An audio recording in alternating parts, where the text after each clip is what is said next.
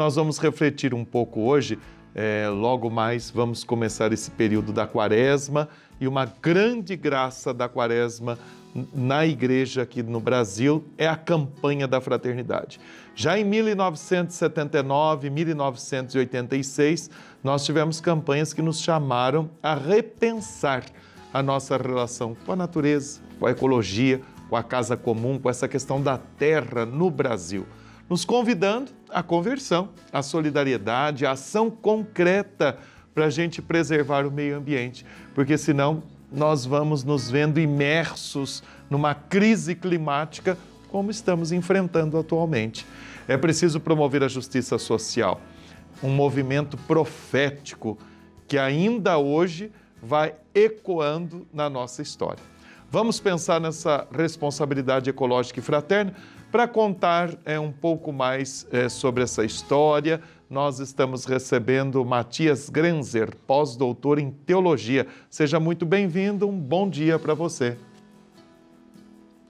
Um bom dia, irmão Alain, um bom dia a todos que nos assistem aqui na TV Aparecida. É uma alegria estar com vocês. Muito obrigado, viu, professor? E por que a igreja, então, decidiu abordar esse tema da ecologia desde lá, já em 1979, numa campanha da fraternidade? Bom, se nós escutamos atentamente a palavra de Deus, ela nos chama a atenção para que nós cuidemos bem deste mundo no qual fomos colocados. Lendo a Bíblia, a gente descobre muito como ela se preocupa também com o ambiente. Assim como ela se preocupa como ser humano, ela se preocupa também com todos os seres não humanos. Já nos primeiros textos dela, a gente descobre como ocorre ali uma reflexão sobre o ar, uma reflexão sobre a água, uma reflexão sobre o solo, uma reflexão sobre a temperatura, os vegetais, os animais. O ser humano é chamado a colocar-se a serviço também de todos estes seres não humanos, acolhendo esta tarefa de guardar tudo o que ele encontra neste mundo. Então, é uma preocupação socioambiental que a palavra de Deus traz consigo. Parece ser a vocação humana de cuidar deste mundo. Nós estamos aqui recordando e a nossa equipe preparou, Nós lembramos na campanha da Fraternidade de 79, aquele tema tão bonito, preserve o que é de todos. Exatamente essa, agora que a gente vai falando dessa casa comum, dessa preocupação ecológica com o planeta. Depois, no ano de 86, a campanha que dizia terra de Deus, terra de irmãos. E também, como ainda hoje, professor, que resistências foram enfrentadas? Qual é a importância da conscientização das pessoas, da superação de um egoísmo, de uma ganância relacionada a esse cuidado ambiental? Sim, na verdade, nós vivemos esta campanha da fraternidade já faz 62 anos, exatamente a minha idade de vida. É uma das expressões, para mim, mais bonitas da vida da Igreja Católica no Brasil e sempre nos lembrar destas dimensões socioambientais da nossa fé, das nossas responsabilidades. Nós vivemos aqui numa terra que é uma casa comum a muitos seres. E o ser humano somente é capaz de sobreviver nesta terra dependendo de muitos outros seres.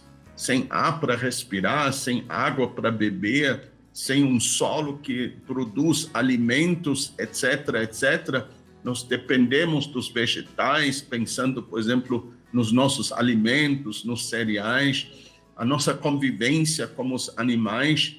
Então, não existe uma existência autônoma do ser humano aqui na Terra.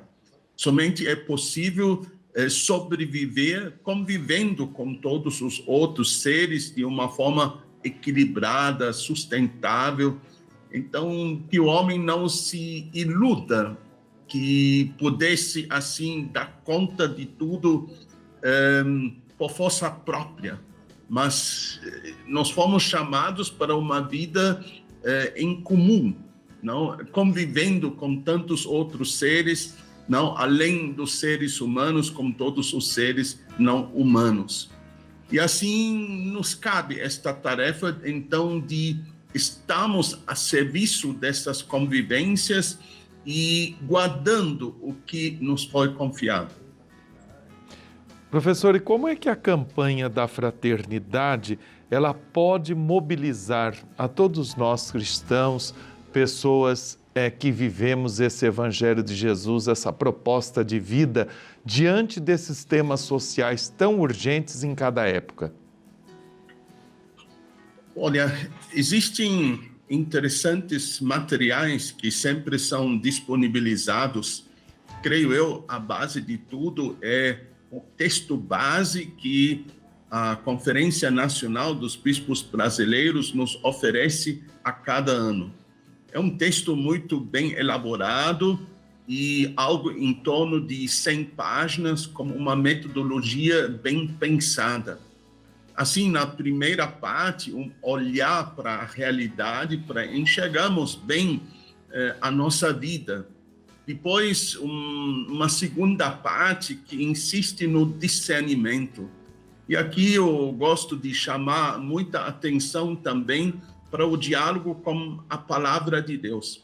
Existem hoje muitas leituras que a gente pode avaliar como leituras equivocadas, marcadas por interesses próprios, leituras mais ideológicas, onde a pessoa não permite a palavra de Deus que ela nos fale o que se propõe a nos dizer. Então, acolher a palavra de Deus de coração mais aberto, de forma mais autêntica, para envolvê-la na reflexão sobre a realidade que vivemos. E depois, a partir deste discernimento, chegar a ações práticas, sim, não? Oração que não resulta na ação é uma oração muito limitada, não? Então, a campanha da fraternidade quer favorecer isso, que haja ações concretas. Isso pode e deve começar em nossas casas, isso deve se estender depois a toda a sociedade e a humanidade inteira, não? Mas sim, acho que acompanhar a igreja, acolher os materiais que estão sendo disponibilizados, isso é uma grande ajuda. Ninguém consegue pensar tudo por conta própria, formar rodas de reflexão, preocupar-se como comunidade com estes ensinamentos, eu acho um grande passo válido.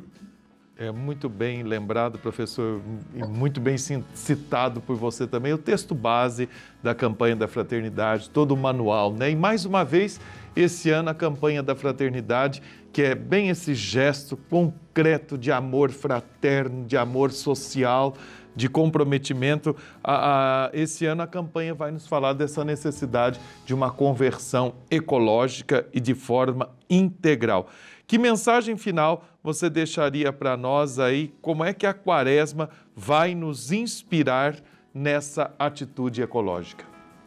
Talvez a gente possa acolher um versículo justamente do primeiro capítulo no livro do Gênesis, que sempre corre muito risco de ser mal compreendido, onde Deus dá ao ser humano este mandamento que ele deve exercer um domínio sobre todos os seres.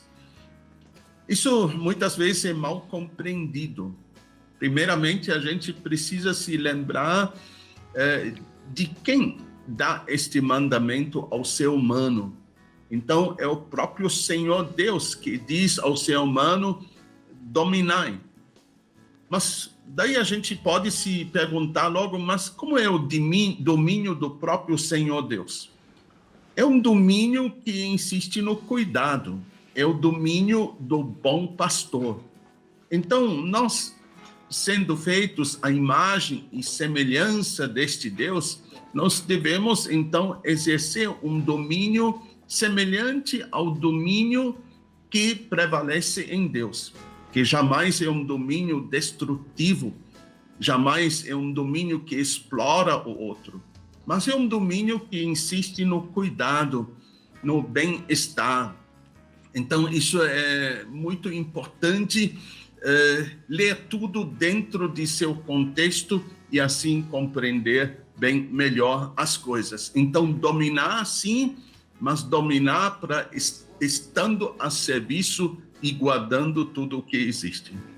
Muito obrigado, professor Matias Grenzer, pós-doutor em teologia, por essa sua participação e colaboração aqui com a gente, lembrando desse nosso compromisso social, desse cuidado com a vida, com a terra, com a casa comum. Muito obrigado, viu, professor? Obrigado, irmão Alain.